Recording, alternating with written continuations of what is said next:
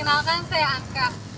Seperti yang kita tahu, sebentar lagi kita akan merayakan pesta demokrasi, yaitu pemilihan presiden tahun 2014. Seperti apakah pemimpin yang harus kita pilih?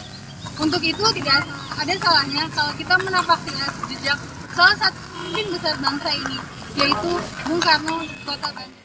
Karena Bandung bukan hanya kota wisata, bukan hanya kota kuliner, bukan hanya kota factory outlet, tapi Bandung lebih dari itu. Bandung adalah kota sejarah. Yuk kita telusuri bersama. Kampusku. Sejarah Soekarno Muda di Bandung dimulai pada tempat ini, yaitu teknologi. Kampus ini pada zaman Belanda disebut sebagai Technische Hogeschool. Soekarno berkuliah di Technische Hogeschool sejak 1922 dan lulus pada 25 Mei 1926. Beliau mengambil jurusan teknik sipil dengan spesialisasi pekerjaan jalan raya dan pengairan. Soekarno sadar betul bahwa kurikulumnya saat itu dirancang untuk mendukung penjajahan Belanda. Misal tentang irigasi, yang dipelajari bukan cara mengairi sawah yang terbaik, tetapi yang diajarkan sistem pengairan tebu dan tembakau. Ini adalah irigasi kepentingan imperialisme dan kapitalisme, bukan untuk memberi makan rakyat yang kelaparan, tetapi membuat gendut pemilik perkebunan. Katanya seperti yang dapat dikutip dari buku Bung Karno Penyambung Lidah Rakyat Indonesia. Aktivitas Partai Nasional Indonesia yang begitu tinggi membuat Belanda menjadi gentar. Pada 29 Desember 1929, akhirnya Bung Karno ditangkap oleh Belanda di Yogyakarta dan dijebloskan ke penjara Bancai yang terletak di tengah kota Bandung ini. Di ruangan seluas 2,5 kali 1,5 meter inilah Bung Karno menghabiskan 8 bulan masa hidupnya. Dan di ruangan ini pula lah beliau menuliskan naskah pledoi yang sangat terkenal dan berjudul Indonesia Menggugat. Pada masa pemerintahan Hindia Belanda, penjara Bancai merupakan penjara yang digunakan untuk menahan tahanan politik dan para pribumi yang melakukan tindakan kriminal. Pada tahun 1983, penjara Bancai dirobohkan untuk dijadikan pertokoan yang bernama Bancai Permai. Hanya satu sel bekas Soekarno dan salah satu bagian menara pengawas dari bangunan penjara ini dibiarkan tersisa. Nah, pemirsa, sekarang kita berada di gedung tempat Soekarno membacakan pledoinya Indonesia Menggugat.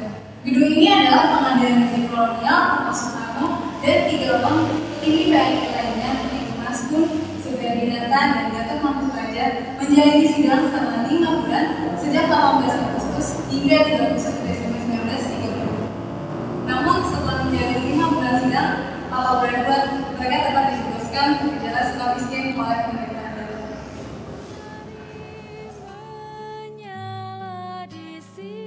Pada saat itu, Belanda yang diwakili oleh jaksa Raden Sumadi Surya menjerat Soekarno karena menganggap mereka telah menghasut masyarakat melalui pemberitaan dan propaganda di pikiran rakyat untuk melakukan pemberontakan terhadap pemerintah kolonial. Inilah lapas Sukamiskin tempat Soekarno menghabiskan kurang lebih 1 tahun masa hidupnya. Meski tergolong singkat, namun saat-saat beliau di Sukamiskin ini merupakan salah satu masa-masa tersulit Bung Karno karena beliau begitu diasingkan dan dibatasi informasinya. Istrinya, Ibu Inggit Garnasih, dengan setia terus mengunjungi dan mendukung Soekarno secara mental dan material. Di balik pria yang hebat, ada wanita yang kuat. Semua ini adalah saksi sejarah perjuangan dan suka duka Ibu Inggit Garnasih dalam menemani Soekarno untuk menghantarkan Indonesia menuju ke gerbang kemerdekaan. Ibu Inggit Garnasih merupakan istri kedua dari Soekarno.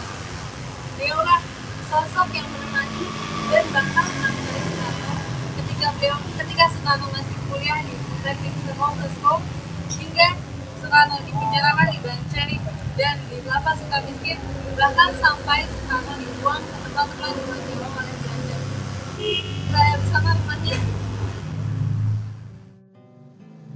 Ibu Inggit Garnasih yang membanting tulang dan memutar otak untuk menghidupi kehidupan keluarga Ibu Inggit dan Soekarno.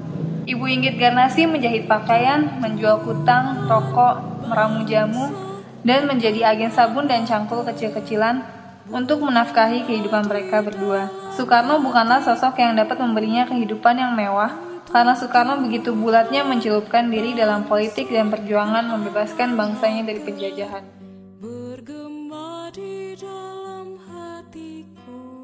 Setelah seharian jalan-jalan, enak banget nih makan siang.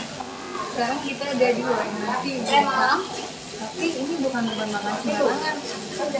Ini salah satu tempat makan kesukaannya Bung Karno dan Ide Diamati saat mereka masih di Bandung. Nah, yaudah deh, saya makan dulu. Pakai otak ya, kolesterol dikit nggak apa-apa lah. Yaudah, saya Bianca dari Bandung melaporkan.